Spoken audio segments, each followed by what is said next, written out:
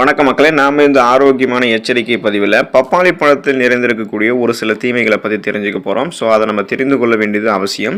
ஏன்னா வியக்கத்தக்க ஆரோக்கிய நன்மைகளை கொடுக்கக்கூடிய பழம் அப்படின்னா அது பப்பாளி பழம் அப்படின்றது நமக்கு தெரியும். ஸோ இப்படிப்பட்ட ஆரோக்கியத்திற்கு மிகவும் நன்மை பயக்கக்கூடிய இந்த பப்பாளி பழம் அளவுக்கு அதிகமாக நம்ம உட்கொண்டோம் அப்படின்னா அது நமக்கு தீமைகளை விளைவிக்கின்றதை தெரிஞ்சுக்கோங்க. பப்பாளி பழத்தில் விட்டமின் ஏ தொடங்கி விட்டமின் பி, விட்டமின் சி என்று சொல்லக்கூடிய உயிர் சத்து, விட்டமின் இ மற்றும் விட்டமின் கே வரைக்கும் ஏராளமான ஊட்டச்சத்துக்கள் காணப்படுது.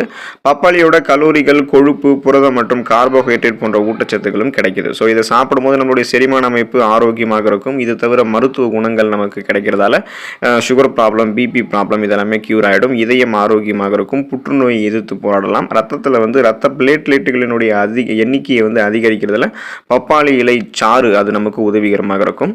ஆனால் இதெல்லாமே நம்ம அளவோடு எடுத்துக்கணும். அளவுக்கு அதிகமாக எடுத்துக்கிறதால நமக்கு என்னென்ன தீமைகள் ஏற்படுது அப்படின்றத பற்றி தெளிவாக பார்ப்போம். அதை பற்றி பார்க்குறதுக்கு முன்னாடி இந்த வீடியோவுக்கு மட்டும் ஒரு லைக் கொடுத்துட்டு இந்த தகவலை உங்களுக்கு தெரிஞ்சவங்களுக்கும் ஷேர் பண்ணிடுங்க. ஏன்னா இது அவங்களுக்கும் பயனுள்ளதாக இருக்கக்கூடிய ஒரு ஆரோக்கியமான பதிவு தான். இது போன்ற அப்டேட்ஸ்களை நீங்கள் தொடர்ந்து பார்க்குறதுக்கு நம்மளுடைய ஹெல்த் நியூஸ் தமிழ் சேனலை மறக்காமல் சப்ஸ்கிரைப் பண்ணி வச்சுக்கோங்க.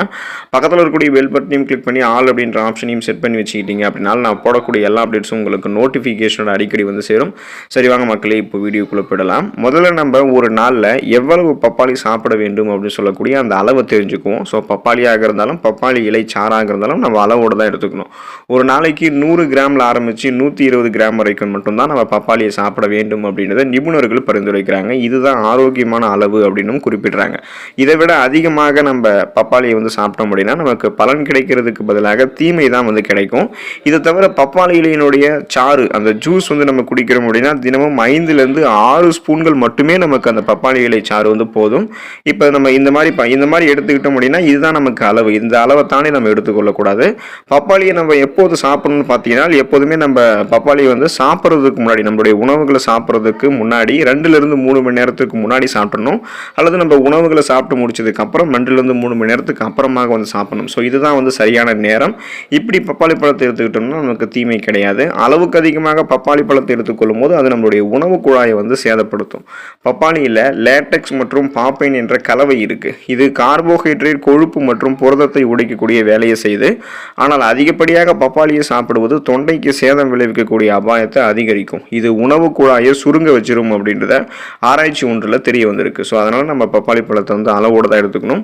பப்பாளி பழத்தை அதிகம் சாப்பிடும்போது வயிற்றுப்போக்கு, டைஜஷன் பிரச்சனையில் ஏற்பட்டு வயிற்றுப்போக்கு நமக்கு ஏற்படலாம். பப்பாளி அளவுக்கு அதிகமாக சாப்பிடுவது உடல் நலத்திற்கு கேடு. அதன் அதிகப்படியான நுகர்வு காரணமாக வயிற்றுப்போக்கு மற்றும் செரிமான அமைப்புக்கு சேதம் ஏற்படக்கூடிய அபாயம் இருக்கு. பப்பாளி பழத்தில் காணப்படக்கூடிய அதிக நார்சத்து உணவை வேகமாக செரிக்க வைக்கிறதுக்கும் மலத்தை மென்மையாக்கி மலமிளக்கியாகவும் செயல்படுது. அதனால் பப்பாளி பழத்தை நம்ம எடுத்துக்கொள்ளும் போது அளவோடு தான் எடுத்துக்கணும். சர்க்கரை நோய் மருந்துகளோட தவறுதலாக கூட நம்ம பப்பாளி சாப்பிடக்கூடாது. இப்போ நம்ம சுகர் பேஷண்ட்டாக இருந்து அதுக்கான அந்த சுகர் சார்ந்த மருந்துகளை, நீரிழிவு மருந்து சாப்பிடுபவர்களாக இருந்தோம்னா பப்பாளி பழத்தை சாப்பிடுவது நமக்கு நல்லது கிடையாது. இதுக்கு காரணம் பப்பாளியில் சர்க்கரை நோய் எதிர்ப்பு தன்மை இருக்குது. இதனுடைய பயன்பாடு ரத்த சர்க்கரை பிரச்சனையை இன்னும் உங்களுக்கு அதிகரிச்சிரும், அந்த அபாயத்தை அதிகரிச்சிரும் அப்படின்றத மருத்துவ நிபுணர்கள் குறிப்பிடுறாங்க. அதனால் எச்சரிக்கையாக இருக்க வேண்டியது அவசியம். ரத்தத்தை மெலிக்கக்கூடிய மருந்துகள் நீங்கள் எடுத்துட்டீங்க அப்படின்னா நீங்கள் பப்பாளியை அளவோடு தான் சாப்பிடணும். சில மருந்துகளோட பப்பாளியை உட்கொள்வதும் பாதகமான விளைவுகளை ஏற்படுத்தலாம், அதாவது சைடு எஃபெக்ட் ஏற்படுத்தலாம். குறிப்பாக ரத்தத்தை மெலிக்கக்கூடிய அல்லது பிளேட்லெட் எதிர்ப்பு மருந்துகள் இதெல்லாம் எடுத்துட்டீங்க அப்படின்னா நீங்கள் அதிக அளவு பப்பாளியை உட்கொள்வதற்கு முன்னாடி உங்களுடைய மருத்துவர் அணுகி ஆலோசனை மேற்கொள்ளணும். ஏன்னா அதில் விட்டமின் கே சத்து இருக்குது. இது இந்த மருந்துகளுக்கெல்லாம் இடையூறு விளைவிக்கும். ஸோ பக்க விளைவுகளை இது ஏற்படுத்தலாம். உயர் புரத உணவுகள், ஹை புரோட்டீன் இருக்கக்கூடிய ஃபுட்ஸ் எல்லாம் நீங்கள் எடுத்துக்கிறீங்கன்னா அது கூட பப்பாளியை சேர்த்து சாப்பிடக்கூடாது. பப்பாளியில் இருக்கக்கூடிய பப்பைன் சில புரதங்களினுடைய செரிமானத்தில் குறுக்கிடலாம். இறைச்சி போன்ற ஹை புரோட்டீன் உயர்தர உணவுகளோட பப்பாளியை இணைக்கிறத தவிர்க்கணும். ஏன்னா அது ஒரு சிலருக்கு அஜீரணத்துக்கு வழிவகுக்கும், செரிமானம் சார்ந்த பிரச்சனைகளை ஏற்படுத்தும். குறிப்பாக அதனால் நம்ம பப்பாளியோட இந்த உயர்தர புரதங்கள் இருக்கக்கூடிய உணவை எடுத்துக்கொள்ளக்கூடாது. பப்பாளியை தயிரோடு சேர்த்து சாப்பிடக்கூடாது. இப்போது நீங்கள் பாலையும் பப்பாளியோட சேர்த்து சாப்பிடக்கூடாது, தயிரையும் பப்பாளியோட சேர்த்து சாப்பிடக்கூடாது. தயிர் மற்றும் பப்பாளியினுடைய அந்த ஒன்று சேர்ந்த கலவை செரிமான அசௌகரியத்தை ஏற்படுத்தும், பலவிதமான செரிமானம் சார்ந்த பிரச்சனைகளை ஏற்படுத்தும். அதனால அதை நம்ம தனித்தனியாக தான் உட்கொள்ளணும், ஒன்றா சேர்த்து எடுத்துக்கொள்ளக்கூடாது. அதிக கொழுப்பு நிறைந்திருக்கக்கூடிய உணவுகளோட நம்ம பப்பாளி பழத்தை எடுத்துக்கொள்ளக்கூடாது. பப்பாளி ஒரு குறைந்த கொழுப்பு இருக்கக்கூடிய பழம், ஆனால் அதில் நிறைய ஊட்டச்சத்துக்கள் இருக்குது. மேலும் அதிக கொழுப்பு இருக்கக்கூடிய உணவுகளோட பப்பாளி நீங்கள் சேர்த்து சாப்பிட்டீங்கன்னா சிலருக்கு அது அஜீரணத்துக்கு வழிவகுக்கும், செரிமானம் சார்ந்த பிரச்சனைகள்லாம் ஏற்படுத்தும். பப்பாளி அளவுக்கு அதிகமாக சாப்பிடும்போது தோல் எரிச்சல் நம்மளுடைய உடம்புல ஏற்படலாம், அலர்ஜி ஏற்படலாம். ஸோ ஒவ்வாமை எதிர்வினை நமக்கு ஏற்படலாம். பெண்களுக்கு பப்பாளி பழம் அவங்க அதிகமாக சாப்பிடும்போது கருப்பை சுருக்கங்கள் ஏற்படும், ஒரு சில சமயத்தில் கருச்சிதைவும் ஏற்படலாம். அதனால் எப்போதுமே பெண்கள் பப்பாளி பழம் சாப்பிடும்போது அளவோடு தான் எடுத்துக்கொள்ளணும். கரோட்டினீமியா என்று சொல்லக்கூடிய தோல் நிறமாற்றம் பப்பாளி பழத்தை அளவுக்கு அதிகமாக சாப்பிடும்போது ஏற்படலாம். ஸோ இந்த கரோட்டினீமியா அப்படின்னா உள்ளங்கால்கள் மற்றும் உள்ளங்கைகளில் மஞ்சள் நிறம் தோன்றும், அந்த தோல் நிறம் மாற்றத்தை தான் கரோட்டினீமியான்னு சொல்லணும். இந்த பிரச்சனை பப்பாளி பழத்தை அளவுக்கு அதிகமாக சாப்பிடும்போது ஏற்படும். வயிறு கோளாறு ஏற்படும், சுவாசிக்கிறதுல சிரமம் அல்லது மூச்சு திணறல் ஏற்படலாம். குறிப்பாக பப்பாளி பழத்தை நம்ம அளவுக்கு அதிகமாக சாப்பிட்டோம் அப்படின்னா மூக்கடைப்பு ஏற்படக்கூடிய அபாயம் இருக்குன்றதால அளவோடு தான் நம்ம எடுத்துக்கணும். பப்பாளி பழத்தை எந்தெந்த உணவுப் பொருட்களோட சேர்த்து சாப்பிடக்கூடாது அப்படின்றத பற்றி தெரிஞ்சுக்குவோம். பப்பாளியையும் பால் பொருட்களையும் நம்ம ஒன்றா இணைத்து எடுத்துக்கொள்ளக்கூடாதுங்க மக்களே. பால், தயிர், வெண்ணெய், பாலாடை கட்டி போன்ற எந்த ஒரு மில்க் ப்ராடக்ட்ஸ் பால் பொருட்களோடையும் பப்பாளியை நம்ம சேர்த்து எடுத்துக்கொள்ளக்கூடாது. அப்படி நம்ம ஒன்றா சேர்த்து சாப்பிட்றோம் அப்படின்னா பப்பாளியில் இருக்கக்கூடிய என்சைம்கள் பால் பொருட்களை ஜீரணிக்க கஷ்டப்படும். இதனால் செரிமான அமைப்பு நமக்கு பாதிக்கப்படும். மேலும் வயிறு சார்ந்த பிரச்சனைகளான வயிற்று உபசம், வயிற்று வலி, வாயு பிரச்சனை, வயிற்றுப்போக்கு போன்ற செரிமானம் சார்ந்த பிரச்சனைகளை ஏற்படுத்தலாம். அதனால் பப்பாளியும் பால் பொருட்களையும் ஒன்றா சேர்த்து எடுத்துக்கொள்ளக்கூடாது. முட்டையையும் பப்பாளியும் நம்ம ஒன்றா சேர்த்து எடுத்துக்கொள்ளக்கூடாது. பப்பாளி சாப்பிட்ட பிறகு முட்டை ஒருபோதும் சாப்பிடக்கூடாது. அப்படி நம்ம சாப்பிட்ட முடியும்னா இதனால் பல பிரச்சனைகள், சைடு எஃபெக்ட்ஸ் நமக்கு சந்திக்க நம்ம ஆளாயிடுவோம். அதாவது மலச்சிக்கல் நமக்கு ஏற்படும், வாந்தி ஏற்படும், அஜீரணம் போன்ற பிரச்சனைகள் உண்டாகும். அதனால் இந்த மாதிரி நீங்கள் பப்பாளி பழம் சாப்பிட்ட உடனே முட்டை சாப்பிடாதீங்க.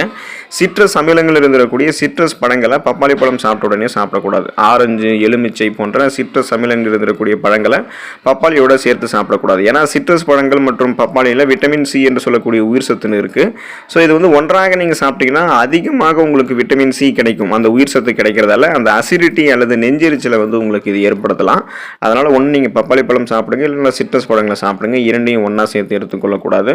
குளிர்ந்த நீர் நீங்கள் பப்பாளி பழம் சாப்பிட்டதுக்கப்புறம் குடிக்கக்கூடாது. இப்போ நீங்கள் பப்பாளி பழம் சாப்பிட்ட உடனே ஒருபோதுமே சில் வாட்டரை குடிக்கக்கூடாது. இப்போ நீங்கள் பப்பாளி பழம் சாப்பிட்ட உடனே தண்ணீர் குடிக்கணும்னு உங்களுக்கு தோணுச்சுன்னா நார்மல் வாட்டரை நீங்கள் குடிக்கலாம், இல்லைனா வெதுவெதுப்பான தண்ணீரை நீங்கள் குடிக்கலாம். ஆனால் ஒருபோதுமே குளிர்ந்த நீரை குடிக்கக்கூடாது. அப்படி நீங்கள் குடிச்சிங்கன்னா உங்களுக்கு அது செரிமானம் சார்ந்த பிரச்சனைகள் ஏற்படுத்தும். அது உங்களுடைய மெட்டபாலிசம், அந்த வளர்ச்சிதை மாற்றத்தை டைரெக்டாக அஃபெக்ட் பண்ணும் அப்படின்றத தெரிஞ்சுக்கோங்க.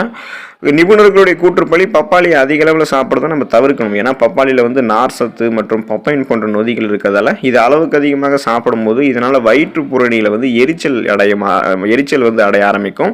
இப்போ நார் சத்து அளவுக்கு அதிகமாக கிடைக்கிறதால தளர்வான மலத்தை ஏற்படுத்தும். அதாவது இது தளர்வான மலம் அப்படின்னா வயிற்றுப்போக்கு பிரச்சனைக்கு நமக்கு வழிவகுக்கும் அப்படின்றத நீங்கள் தெரிஞ்சுக்கோங்க.